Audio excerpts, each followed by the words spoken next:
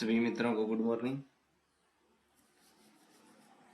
आज जो कक्षा 6 है उसका अध्याय 2 वो देखते हैं। जो इसका टाइटल है आखेट खाद्य संग्रह से भोजन उत्पादन तक। ठीक है। तुषार की रेल यात्रा। तुषार अपने एक रिश्तेदार की शादी में दिल्ली से चेन्नई जा रहा था। रेल में उसे खिड़की वाली सीट मिल गई, जहां से वह बाहर का नजारा देखने में मगन हो गया। तेज दौड़ती गाड़ी से उसने देखा कि पेड़ पौधे, घर, खेत खलियान बड़ी तेजी से पीछे की ओर छूटते चले जा रहे थे। तभी उसके चाचा ने उसके कंधे पर हाथ रखकर कहा, पता है, लोगों ने मात्र 150 साल पहले रेल से यात्रा करनी शुरू की थी। बस तो इसके कुछ दशक बाद आई है। तुषार सोचने लगा कि जब लोगों के पास आने जाने के लिए तेज रफ्तार वाली सवारियां नहीं थी, तो क्या वे यात्रा ही नहीं करते थे? क्या वे अपनी सारी जिंदगी एक ही जगह पर बिता दिया करते थे? नहीं, ऐसी बात नहीं थी। तो जो ये लड़का है इसका नाम है तुषार। तुषार की रेल यात्रा, यानी ये रेल से यात्रा करता है तो जो खिड़की के पास जो सीट होती है उस पर ये विराजमान होता है। इसके चाचा भी इसके साथ होते हैं। तो ये देख रहा है पेड़ पौधे, घर, खेत खलियान बहुत तेज गति से पीछे की ओर छुट रहे हैं। तभी इसके जब चाचा इसके कंधे पर हाथ रखकर कहते हैं कि जो लोगों ने रेल से यात्रा तो मात्र 150 साल पहले ही शुरू की, और बस तो रेल के बाद ही आई है। तो ये सोचने लग जाता है कि जब ये तेज सवारियां, जो गाड़ियां नहीं थी पहले, तो क्या लोग यात्रा ही नहीं करते थे? आइए देखते हैं। यात्रा करते थे, ऐसी बात नहीं है। कैसे करते थे देखिए। आरंभिक मानव वे इधर उधर क्यों घूमते थे? ठीक है। जब आरंभ में जो मानव था वो इधर उधर घूमते क्यों थे, देखते हैं। हम उन लोगों के बारे में जानते हैं जो इस उपमहाद्वीप में 20 साल पहले रहा करते थे। आज हम उन्हें आखेटक खाद्य संग्रह के नाम से जानते हैं। भोजन का इंतजाम करने की विधि के आधार पर उन्हें इस नाम से पुकारा जाता है।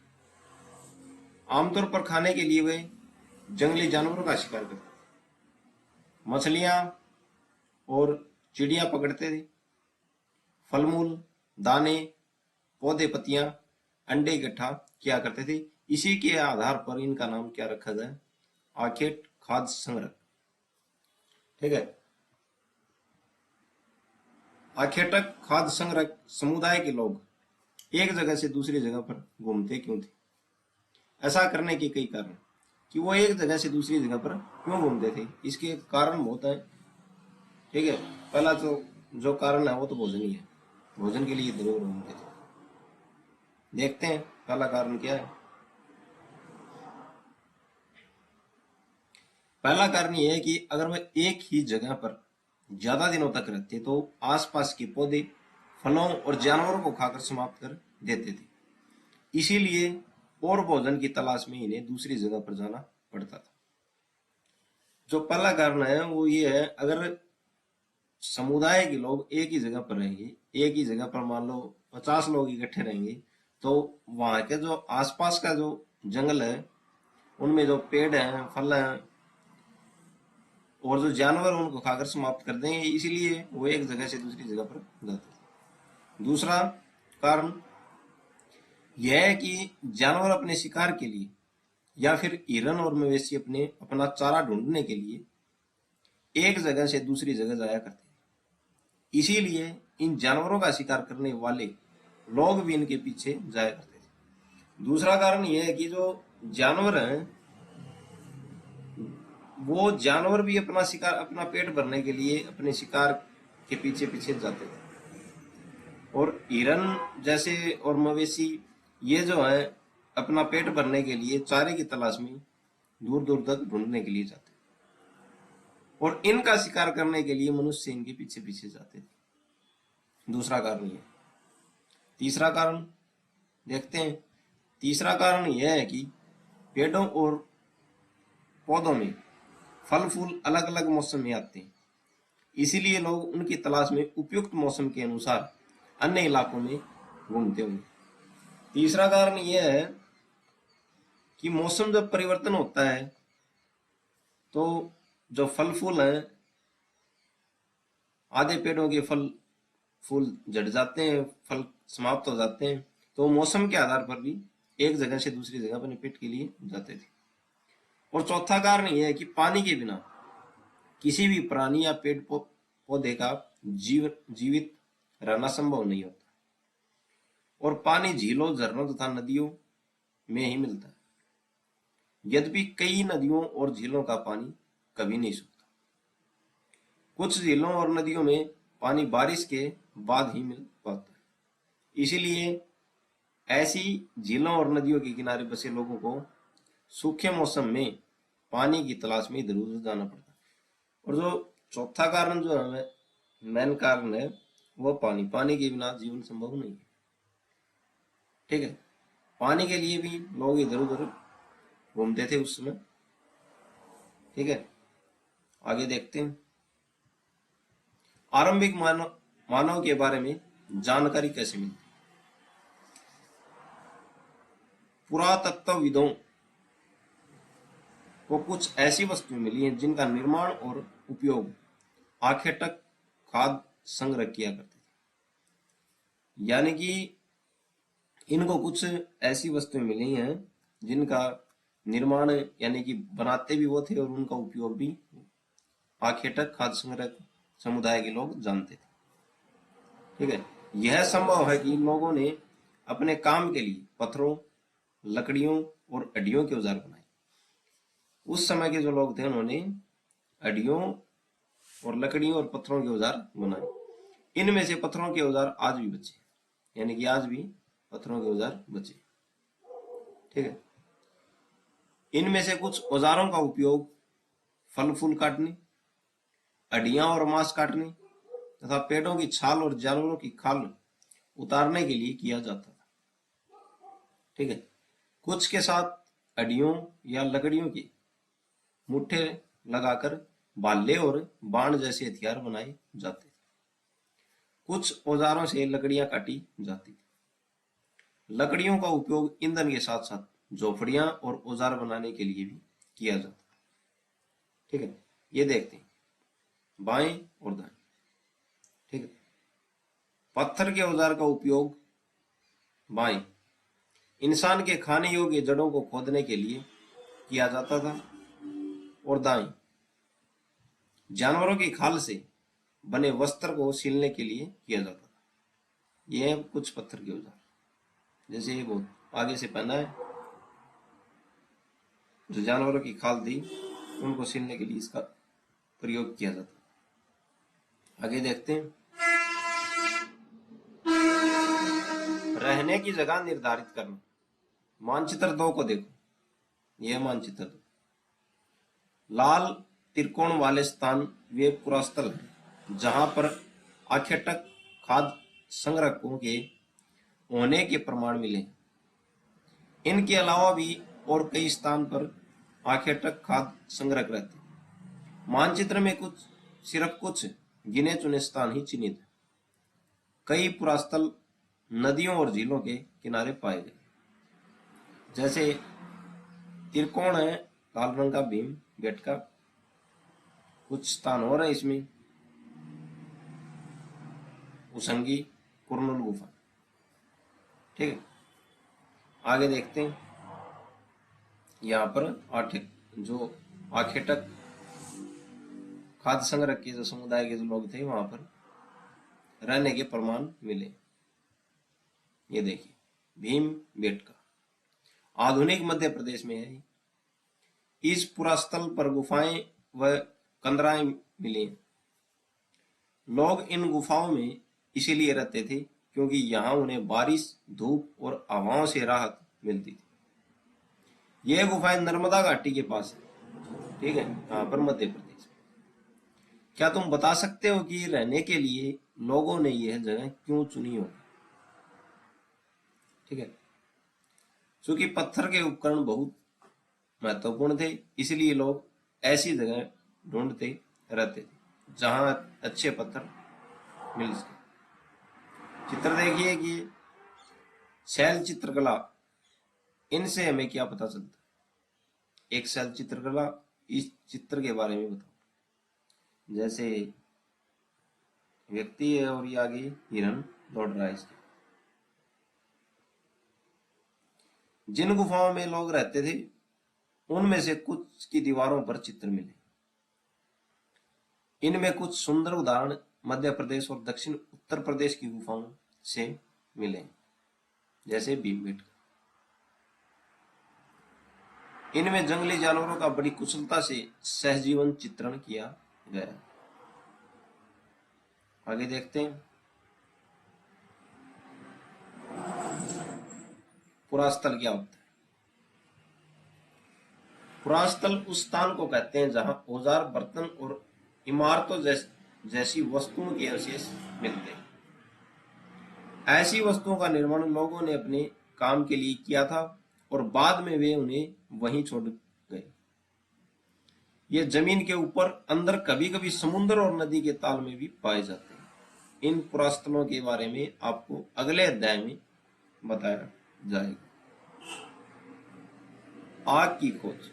मानचित्र दो, कुरनूल गुफा देखिए। कुरनूल गुफा मानचित्र दो में कहां पर है? ये कुरनूल गुफा, ठीक है। यहां से माना जाता है कि आग की खोज अवशेष मिले हैं यहां से, कुरनूल गुफा से। देखते हैं। यहां राख के अवशेष मिले हैं। इसका मतलब यह है कि आरंभिक लोग आग जलाना सीख गए थे। आग का इस्तेमाल कई कार्यों के लिए किया गया होगा, जैसे कि प्रकाश के लिए, मांस भूनने के लिए और खतरनाक जानवरों को दूर आदि भगाने के लिए। आज हम आग का उपयोग किस लिए करते हैं? आगे चलते हैं। नाम और तिथि। हम जिस काल के बारे में पढ़ रहे हैं, पुरातत्वविदों ने उनके बड़े बड़े नाम रखे। आरंभिक काल को वे पुरापाषाण काल कहते हैं, यानी कि पत्थरों का, ठीक है। यह दो शब्दों पुरा यानी प्राचीन और पाषाण यानी पत्थर, यानी कि प्राचीन पत्थर से बना है। यह नाम पुरास्थलों से प्राप्त पत्थर के औजारों के महत्व को बताता है। जहां पर पुरास्थलों में जो पत्थर मिले हैं उनके नाम को दर्शाता है। पुरापाषाण काल 20 लाख साल पहले से 12,000 साल पहले के दौरान माना जाता है। 20 लाख साल पहले से 12,000 साल पहले के दौरान माना जाता है। इस काल को अभी 3 भागों में विभाजित किया गया। पुरापाषाण काल को 3 भागों में विभाजित किया है। आरंभिक पुरापाषाण काल, मध्य पुरापाषाण काल और उत्तर पुरापाषाण युग। मानव इतिहास की लगभग 99% कहानियां इसी काल के दौरान घटित हुई। कौन से काल के दौरान? पुरापाषाण काल के दौरान। कहां से कहां तक है? 20 लाख साल पहले से 12,000 साल पहले, ठीक है, पहले से। और ये जो है घटित हुई है। जिस काल में हमें पर्यावरणीय बदलाव मिलते हैं उसे मेसोलिथ यानी मध्य पाषाण युग कहते हैं। मध्य पाषाण युग में क्या हुई है? पर्यावरणीय जो बदलाव हुए वो। इसका काल देखते हैं। इसका जो समय लगभग 12,000 साल पहले से 10,000 साल पहले तक माना गया, ठीक है। इस काल के पाषाण औजार आमतौर पर बहुत छोटे होते थे। इन्हें माइक्रोलिथ यानी लघु पाषाण कहा जाता है। किस काल के थे? मध्य पाषाण युग के। कब से कब तक हुआ? 12,000 साल से पहले से 10,000 साल पहले तक माना जाता है। प्राय इन औजारों में हड्डियों या लकड़ियों के मुट्ठे लगे, हंसिया और आरी जैसे औजार मिलते थे। साथ साथ पूरा पाषाण युग वाले औजार भी इस दौरान बनाए जाते रहे। अगले युग की शुरुआत लगभग 10,000 साल पहले से होती है। इसे नवपाषाण युग कहा जाता है। नवपाषाण युग का क्या मतलब होता हो? हमने कुछ स्थानों के नाम दिए। अगले अध्याय में तुम्हें ऐसे अनेक नाम मिलेंगे। अक्सर हम पुराने स्थानों के लिए उन नामों का प्रयोग करते हैं जो आज प्रचलित है, क्योंकि हमें ज्ञात नहीं है कि उस काल में इनके नाम क्या रहे हैं। ठीक है, ये जो नाम और तिथियां हैं इससे 2 पॉइंट निकल के आते हैं। पूरा पाषाण काल का जो समय था वो था 20 लाख साल पहले से 12,000 साल पहले। इसमें 3 काल हो गए। कौन कौन से? आरंभिक, मध्य और उत्तर। ठीक है, जो मध्य पाषाण युग है इसमें पर्यावरणीय बदलाव, और इसमें जो औजार पाए गए वो भी लघु पाषाण औजार मिलते हैं। आप आगे देखते हैं। बदलती जलवायु।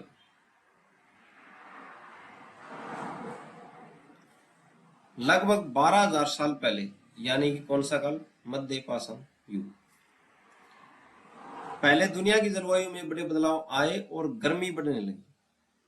इसके परिणाम स्वरूप कई क्षेत्रों में घास वाले मैदान बनने लगे, जैसे हिरन, बारहसिंगा, भेड़, बकरी और गाय जैसे उन जानवरों की संख्या बढ़ी जो घास खाकर जिंदा रह सकते हैं। जो लोग इन जानवरों का शिकार करते थे वे भी इनके पीछे आए और इनके खाने पीने की आदतों और प्रजनन के समय की जानकारी हासिल करने लगे। कि जब 12,000 साल पहले जलवायु में परिवर्तन हुआ, बदलाव हुआ, तो जो घास के मैदान बनने लगे और घास जो खाने वाले हिरन जैसे बारहसिंगा, भेड़, बकरी, गाय जैसे उन जानवरों की संख्या भी बढ़ने लगी। और जो लोग इनका जो शिकार करते थे वो इनके पीछे आए और उनके जो प्रजनन और जो उनकी आदतें, खाने पीने की आदतें थी, उनकी जानकारी हासिल करने लगे। हो सकता है कि तब लोग इन जानवरों को पकड़कर अपनी जरूरतों के अनुसार पालने की बात सोचने लगे हों। साथ ही इस काल में मछली भी भोजन का महत्वपूर्ण स्रोत बन गई। ठीक है, हो सकता है उस काल में जो लोग थे वो इन जानवरों को पालने के लिए सोच रहे हो। आइए देखते हैं। खेती और पशुपालन की शुरुआत। इसी दौरान उपमहाद्वीप के भिन्न भिन्न इलाकों में गेहूं, जौ और धान जैसे अनाज प्राकृतिक रूप से उगने लगे, यानी कि प्रकृति की देन है, प्राकृतिक रूप से उगने लगे। शायद महिलाओं, पुरुषों और बच्चों ने इन अनाजों को भोजन के लिए बटोरना शुरू कर दिया। साथ ही वे यह भी सीखने लगे होंगे कि यह अनाज कहाँ उगते थे और कब पककर तैयार होते थे। ऐसा करते करते लोगों ने इन अनाजों को खुद पैदा करना सीख लिया होगा। इस प्रकार धीरे धीरे वे कृषक बन गए होंगे। इसी तरह लोगों ने अपने घरों के आसपास चारा रखकर जानवरों को आकर्षित कर उन्हें पालतू बनाया होगा। सबसे पहले जिस जंगली जानवर को पालतू बनाया गया वह कुत्ते का जंगली पूर्वज था। धीरे धीरे लोग भेड़, बकरी, गाय और सूअर जैसे जानवरों को अपने घरों के नजदीक आने को उत्साहित करने लगे। उत्साहित कैसे करने लगे? जैसे जानवर जो थे, भेड़, बकरी, गाय, अपने चारे के लिए इधर उधर घूमते थे और इनको एक ही जगह पर चारा मिल जाए तो वहां पर सीधा जाएंगे। ऐसे जानवर झुंड में रहते थे और ज्यादातर घास खाते थे। अक्सर लोग अन्य जंगली जानवरों के आक्रमण से इनकी सुरक्षा किया करते थे और इस तरह धीरे धीरे वे पशुपालक बन गए होंगे। आगे देखते हैं। क्या तुम बता सकती हो कि सबसे पहले कुत्ते को ही पालतू क्यों बनाया गया? बचने की प्रक्रिया, यानी कि रहने की प्रक्रिया। लोगों द्वारा पौधे उगाने और जानवरों की देखभाल करने को बचने की प्रक्रिया का नाम दिया गया। अपनाए गए ये पौधे तथा जानवर अक्सर जंगली पौधों तथा जानवरों से भिन्न होते थे। अगर पालतू बनेंगे तो इनके व्यवहार में फर्क आएगा। इसकी वजह यह है कि बचने की प्रक्रिया की दिशा में अपनाए गए पौधों या जानवरों का लोग चयन करते थे। उदाहरण के लिए उदाहरण देखते हैं। उदाहरण के तौर पर लोग उन्हीं पौधों तथा जानवरों का चयन करते थे जिनके बीमार होने की संभावना कम हो। यही नहीं, लोग उन्हीं पौधों को चुनते थे जिनमें बड़े दाने वाले अनाज पैदा होते हैं, साथ ही जिनकी मजबूत डंडले अनाज के पके दानों के भार को संभाल सके। ठीक है, ऐसे पौधों के बीजों को संभाल कर रखा जाता था ताकि फिर से उगाने के लिए उनके गुण सुरक्षित रह सके। उन्हें जानवरों को आगे प्रजनन के लिए चुना जाता था, जो आमतौर पर अहिंसक होते हैं। इसलिए हम देखते हैं कि पाले गए जानवर तथा कृषक के लिए अपनाए गए पौधे जंगली जानवरों तथा पौधों से धीरे धीरे भिन्न होते हैं। मिसाल के तौर पर जंगली जानवरों की तुलना में पालतू जानवर के दांत और सींग छोटे होते हैं। जो जंगली जानवर है उनके जो दांत और सींग बड़े होते हैं, और पालतू जानवर है उनके दांत और सींग छोटे होते हैं। इन दांतों को देखिए ये दांत बड़ा है जंगली जानवर का है और ये छोटा है। ठीक है, इन दांतों को देखो, इनमें से कौन सा जंगली जानवर जंगली सुअर का है और कौन सा पालतू सुअर का? ठीक है, तो ये जंगली सुअर का और ये पालतू सुअर। बचने की प्रक्रिया पूरी दुनिया में धीरे धीरे चलती रही। यह करीब 12,000 साल पहले शुरू हुई। वास्तव में आज हम जो भोजन करते हैं वो इसी बचने की प्रक्रिया की वजह से है। कृषि के लिए अपनाई गई सबसे प्राचीन फसलों में गेहूं तथा जौ आते हैं। उसी तरह सबसे पहले पालतू बनाए गए जानवरों में कुत्ते के बाद भेड़ बकरी आते हैं। आगे चलते हैं। एक नवीन शैली, एक नवीन जीवन शैली। अनाज के उपयोग देखिए, बीज के रूप में किया जाता है, खाद के रूप में, उपहार के रूप में, भंडार के रूप में। ठीक है, बीज के रूप में यानी कि फिर से बोया जाता है, खाद के रूप में खाया जाता है, उपहार के रूप में यानी किसी को भेंट किया जाता है, और भंडार संभाल कर इकट्ठा करके रखा जाता है। एक नवीन जीवन शैली। तुम किसी पौधे के बीज को बोकर देखो, तुम पाओगे कि इसे विकसित होने में कुछ वक्त लगता है। इसमें कुछ दिन, महीने या फिर साल तक लग सकते हैं। इसीलिए जब लोग पौधे उगाने लगे तो उनकी देखभाल के लिए उन्हें एक ही जगह पर लंबे समय तक रहना पड़ा था। यानी कि अब ये स्थायी हो गए। बीज बोने से लेकर फसलों के पकने तक, पौधों की सिंचाई करने, खरपतवार हटाने, जानवरों और चिड़ियों से उनकी सुरक्षा करने जैसे बहुत से काम शामिल थे। कटाई के बाद अनाज का उपयोग बहुत संभाल कर करना पड़ता था। ठीक है, यानी कि लोगों ने जब फसल बोना शुरू किया तो सिंचाई यानी कि फसल में पानी भी देना था और पकने तक उसका इंतजार भी करना था। जो अनुवांशिक तत्व वहां पर उग जाते हैं उनको भी हटाना था और जानवरों से भी उनकी फसलों की सुरक्षा करनी थी। तो अब ये स्थायी हो गए। अनाज को भोजन और बीज दोनों ही रूप में बचाकर रखना आवश्यक था, इसलिए लोगों को इसके भंडारण की बात सोचनी पड़ी। बहुत से यानी कि भंडारण नहीं करेंगे तो आगे फिर से फसल कैसे उगेगी, बोएंगे कैसे, बीज ही नहीं होगा। तो बहुत से इलाकों में लोगों ने मिट्टी के बड़े बड़े बर्तन बनाए, टोकरियां बुनी या फिर जमीन में गड्ढा खोदा। किसके लिए? भंडारण के लिए। क्या तुम्हें लगता है कि शिकारी या भोजन संग्रह करने वाले बर्तन बनाते और उनका प्रयोग करते होंगे? अपने जवाब का कारण बताओ। शिकारी या भोजन संग्रह करने वाले बर्तन बनाते और उनका प्रयोग करते होंगे? करते होंगे, क्योंकि उन्हें अनाज इकट्ठा करने के लिए बर्तनों की आवश्यकता थी। जानवर चलते फिरते खाद्य भंडार। कैसे हैं जानवर चलते फिरते खाद्य भंडार? देखते हैं। जानवर बच्चे देते हैं जिससे उनकी संख्या बढ़ती है।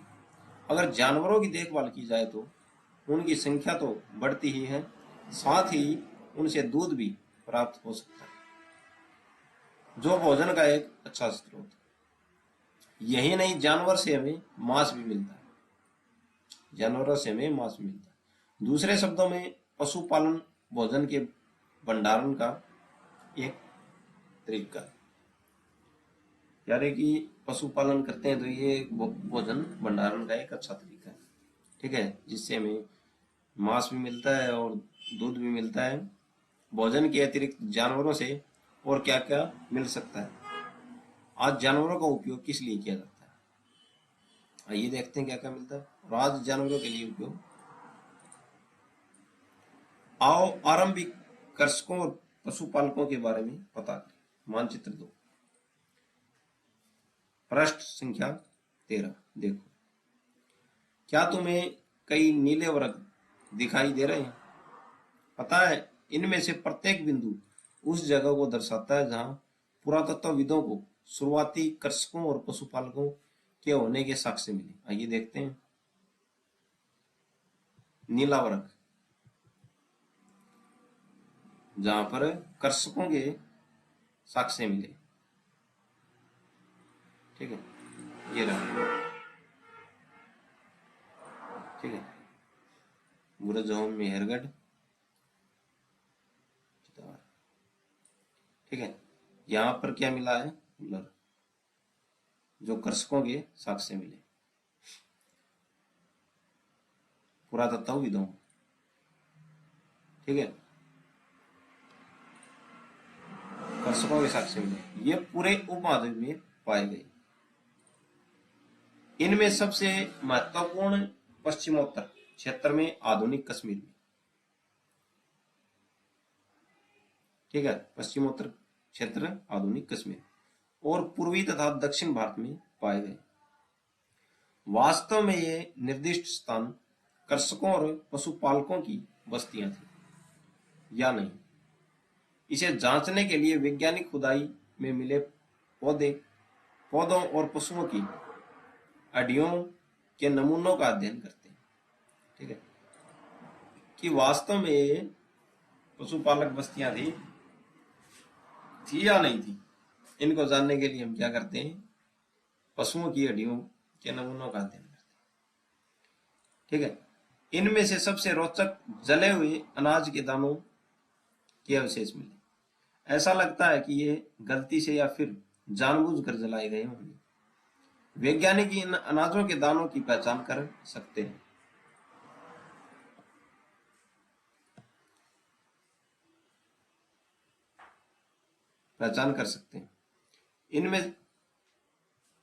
इनमें से सबसे रोचक जले हुए अनाज के दानों के अवशेष मिले। ऐसा लगता है कि ये गलती से या फिर जानबूझकर जलाए गए। वैज्ञानिक इन अनाजों के दानों की पहचान कर सकते हैं। इस तरह हमें पता चलता है कि इस उपमहाद्वीप के विभिन्न भागों में बहुत सारे फसलें उगाई जाती रही होंगी। वैज्ञानिक विभिन्न जानवरों की हड्डियों की भी पहचान कर सकते हैं। आगे देखते हैं स्थायी जीवन की ओर, यानी कि जंगलों से स्थायी जीवन की ओर कैसे आ गए। पुरातत्वविदों को कुछ पुरास्थलों पर झोपड़ियों और घरों के निशान मिले, जैसे कि बुरजोम वर्तमान में कश्मीर में के लोग गड्ढे के नीचे घर बनाते थे, जिन्हें गर्तवास कहते हैं। जो गड्ढे के नीचे जो घर बनाया जाता है उसे क्या कहते हैं? गर्तवास। गर्त यानी कि वास, गर्त में वास। इनमें उतरने के लिए सीढ़ियां होती थी इससे उन्हें ठंड के मौसम में सुरक्षा मिलती होगी। पुरातत्वविदों को झोपड़ियों के अंदर और बाहर दोनों स्थानों पर आग जलाने की जगह मिली। ऐसा लगता है कि लोग मौसम के अनुसार घर के अंदर या बाहर खाना पकाते हैं। ठीक है, पुरातत्वविदों को क्या मिला है, एक तो जो बुर्ज है कश्मीर के अंदर, उसमें जो लोग हैं गड्ढों के नीचे रहते थे, उन्हें क्या कहते थे, गर्तवास। ठीक है, और एक जो हर घर है, घर के अंदर भी और बाहर भी आग जलाने के साक्ष्य मिले। ठीक है, तो इससे ये पता चलता है कि लोग मौसम के अनुसार अंदर और बाहर दोनों जगह खाना पकाते हैं। एक गर्तवास का चित्र बनाओ। ठीक है, बहुत सारी जगहों से पत्थर के औजार भी मिले। इनमें से कई ऐसे हैं जो पुरापाषाण युगीन उपकरणों से भिन्न है, इसीलिए इन्हें नवपाषाण युग का माना गया। जो पुरापाषाण युग से जो भिन्न औजार हैं उनको कहाँ का माना गया है, नवपाषाण युग का। इनमें से वे औजार भी हैं जिनकी धार को और अधिक पैना करने के लिए उन पर पालिश चढ़ाई जाती थी। ओखली और मूसल का प्रयोग अनाज तथा वनस्पतियों से प्राप्त अन्य चीजों को पीसने के लिए किया जाता था। आज हजारों साल बाद भी ओखली और मूसल का प्रयोग अनाज पीसने के लिए किया जाता है। उसी तरह प्राचीन अस्त्रयुगीन औजारों का निर्माण और प्रयोग लगातार होता रहा है। कुछ औजार हड्डियों से भी बनाए जाते थे। ठीक है, आगे देखते हैं नवपाषाण युग के कुछ उपकरण। ये है, ओखली भी है, उसमें मूसल भी है। क्या तुम कल्पना कर सकती हो, क्या तुम कल्पना कर सकती हो कि इस पात्र में क्या रखा गया हो। ठीक है, नवपाषाण युग के पुरातनों से कई प्रकार के मिट्टी के बर्तन मिले। कभी कभी इन पर अलंकरण भी किया जाता था।